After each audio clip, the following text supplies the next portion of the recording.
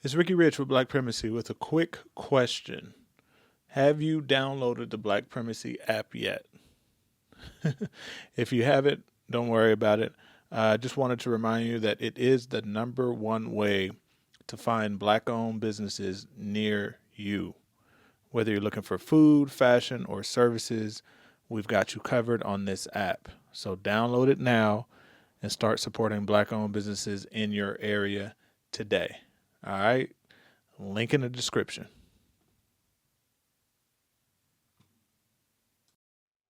Moments of panic, like as I'm, you know how you dozing off to sleep and like your mind, like a whole bunch of thoughts just start coming through your mind.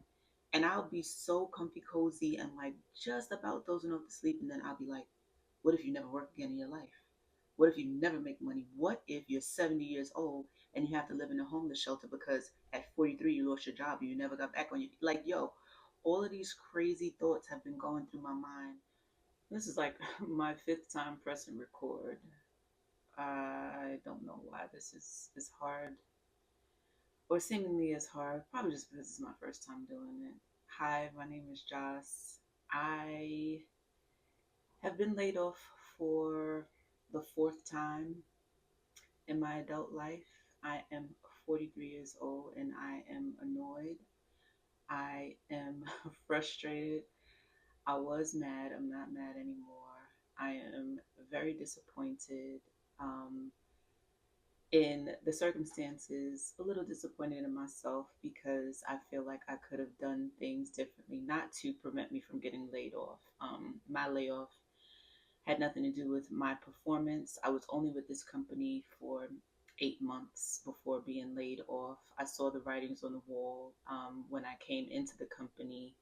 The person who hired me was laid off about 3 months after I started with the company, and then I was laid off on the same day as my manager. But I'm disappointed because I let myself once again be in a position to be reliant solely on one source of income and let another, I guess, outside entity be the determining factor for if I make money or not. Like, I feel like I haven't experienced four layoffs, having worked for 50 different companies, doing 50 different jobs, working both full time and part time, working for myself at some points, and having all of this experience, seeing layoffs happen before. I've been fired before because of different reasons.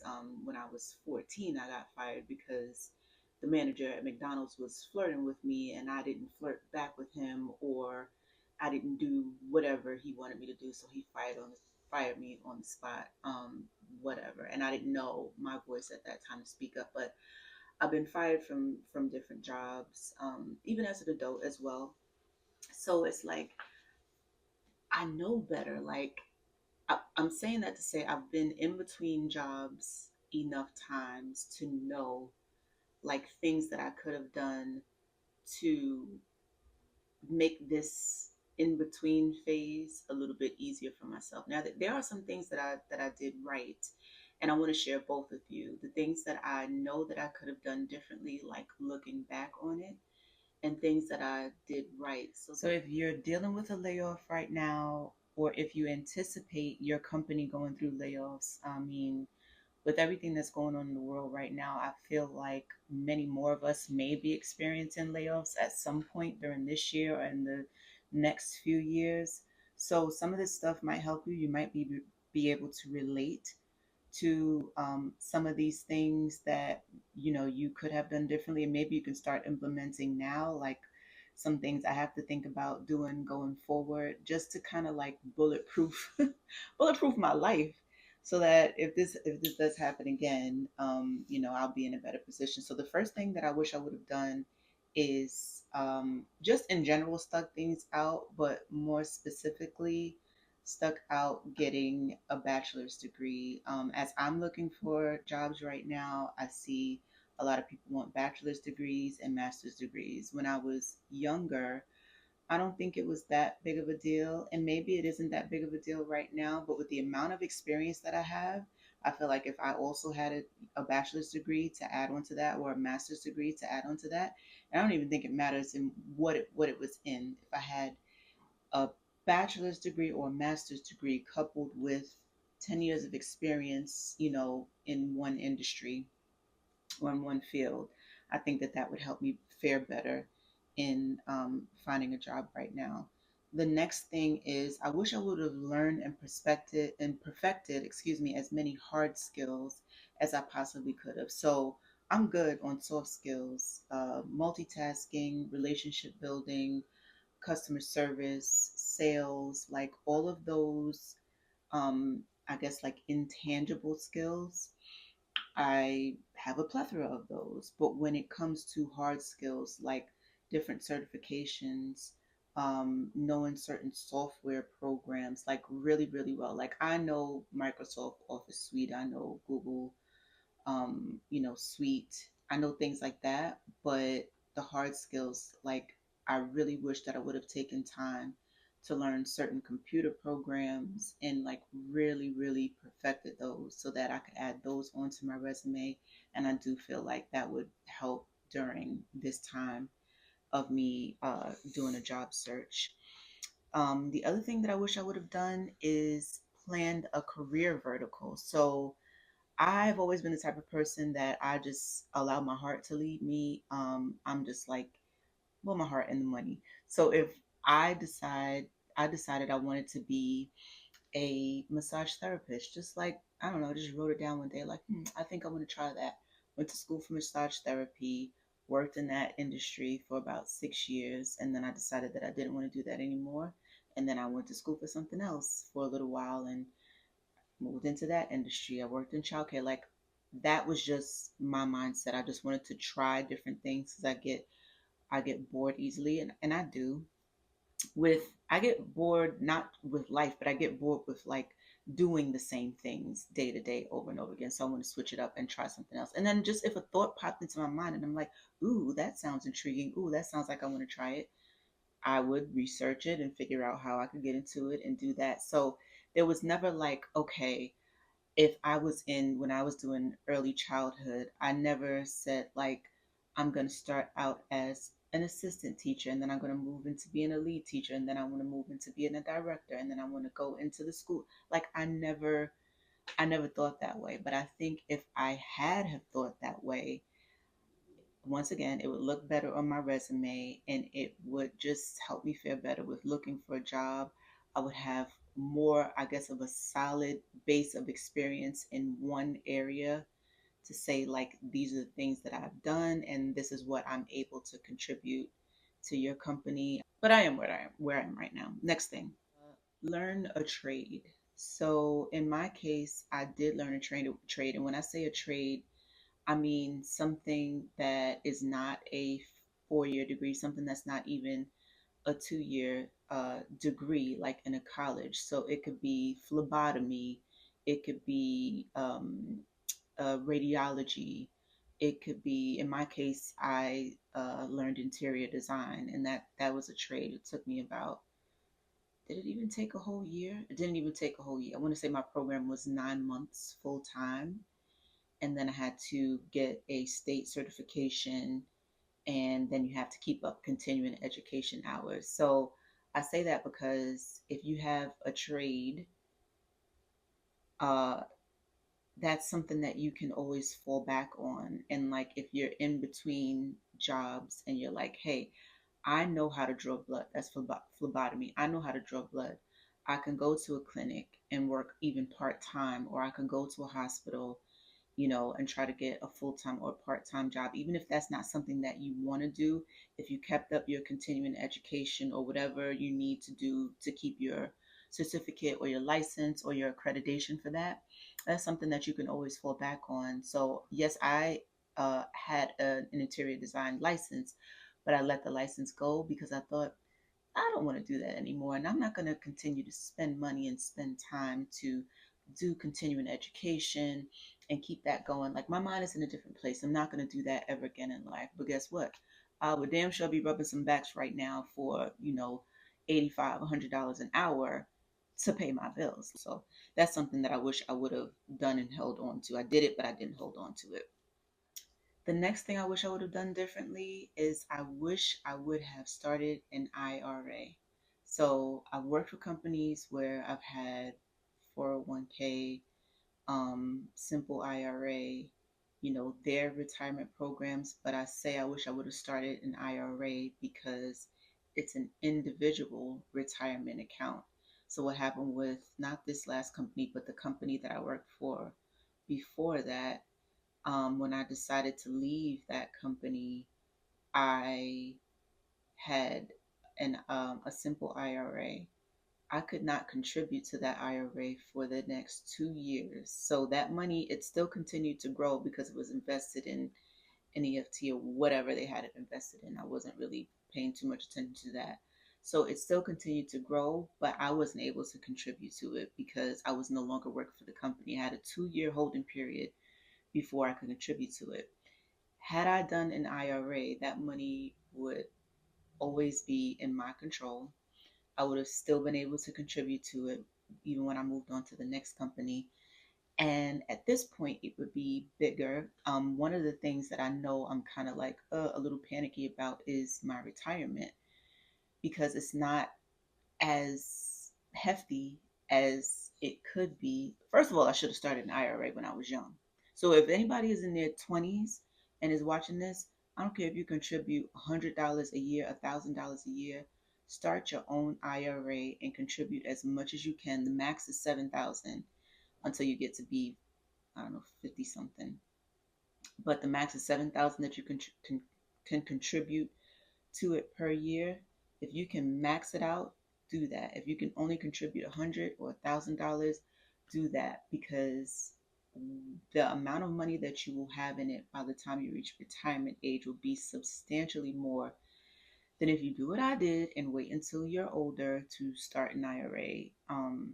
Yeah, so I would be able to pull from that money right now. Like if I really needed to pull from it, I would be able to do that right now. And there would be more there for me to pull from to be able to pay my bills. So yeah, could have done that differently. The other thing is I wish I would have learned about investing. Um, had I started investing in my 20s, I could have some little eggs saved up for myself right now. And listen, like things happen in life. Obviously, you don't put money into your retirement. You don't put money into savings to, you know, pull it out because you got laid off from a job. Like that's not the mindset that you go into it with. But when you do hit a hard time and you do hit a rough patch in your life, that money is there for you. So had I had a portfolio set up when I was younger and had money invested in different things, I could, pull from a CD right now that I had revolving and not have any penalty from pulling from it because it will have, it would have matured by this point. Or even if, I had money in an IRA, let's say, from time I was younger, and there was a penalty to pull from it, it still could save me from being evicted. It could save me from going hungry. It could save me from, whatever if I was laid off and it actually got to that point. So I wish I would have learned. I know a little bit more about investing now, but I wish I would have taken the time to learn about it when I was younger. And then I would definitely have more money stacked up right now to be able to depend on. So those are all the things that I wish I would have done differently. Now to talk about some of the things that I did get right or the things that I feel like I got right is more often than not, I stuck to a budget. So I've never been the type of person, thank God, because I know that there are a lot of people who are just spenders. And if money hits their hand, if money goes into their pocket, it's immediately going back out. Like, I've never been that kind of person.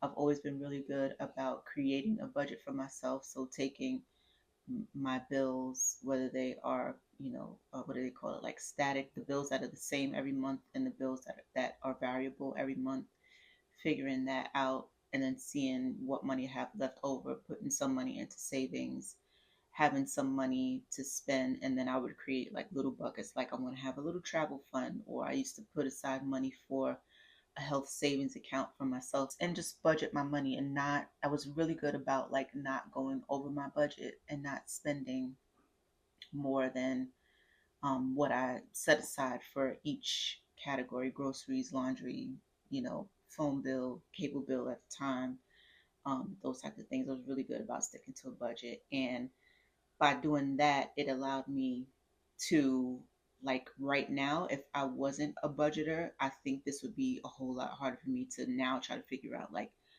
I don't have the same amount of money coming in. So, how do I budget? How do I make sure that I'm able to pay my bills and I'm able to sustain myself? Like, just having that mindset already built up over the years, I feel really confident and comfortable with budgeting now.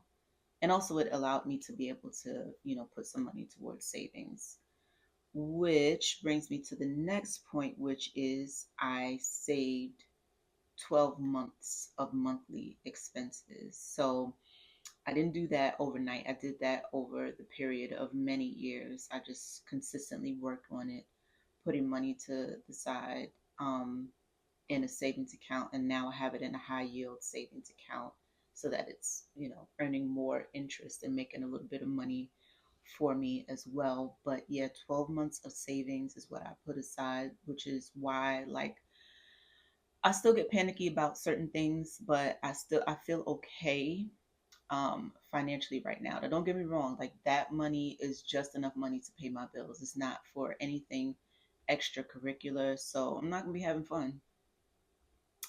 I'm gonna try. I'm gonna try, but it is solely for the purpose of paying my bills, so that I have a place to live, so that I have food to eat, and that's it. But I did do that for 12 months, so that is something that I did right. So it's like I'm able to breathe a little bit easier right now. I still know that I got to put the fire underneath my own ass to be able to, you know, keep looking for jobs and keep figuring out ways that I'm gonna bring in money next. But yeah, it's not hopeless right now. I don't feel like I don't know what I'm gonna do. I know that I have that cushion there to be able to sustain me for the next 12 months. So yeah. And then the last thing that I want to share in the category of what I did right is I've always lived below my means. So I spoke about budgeting. That is a part of it. And I have always, I've never spent more than what I brought in. And if you know, you know. Like I used to think when I was younger, like how does anyone ever spend more money than what they bring in? If you start getting into credit cards, or even if you don't get into credit cards, you could just not be a person that's good with budgeting, and you can, you know, pay your rent or pay your mortgage and pay your phone bill and pay for groceries, and then turn around and then go out, right? Or go get your nails done or go get your hair done, and then turn around and be like, oops, I don't have gas money, or oops, my heat is about to get cut off because I didn't pay my gas bill. If you live in a place where you pay gas, or if you pay water, my water bill is about to get paid off. Like I always lived below my means. Like I never spent more money, even in my head, than what I had coming in. So that's what I've done over the years. I don't keep cash on me. I just use the debit or the credit card, and that kind of like makes me be like, okay, I know that I don't need to be spending that, like pulling my card out to swipe or whatever. It's just like, no, I'm not going to do it. So that's the last thing. Okay, so the moral of the story is this: if you've never experienced a layoff, good for you. I hope that you never have to experience it. But if you think that you may experience one in the near or even distant future, I hope that some of this information was helpful to you, to just say, like, here's some things that I can do to prepare myself for that moment. Thank you for staying until the end. If you did, feel free to leave me a comment just saying stay to the end. And I'll see you next time. All right, I hope you enjoyed the video. Please check out the other content that we have on this channel.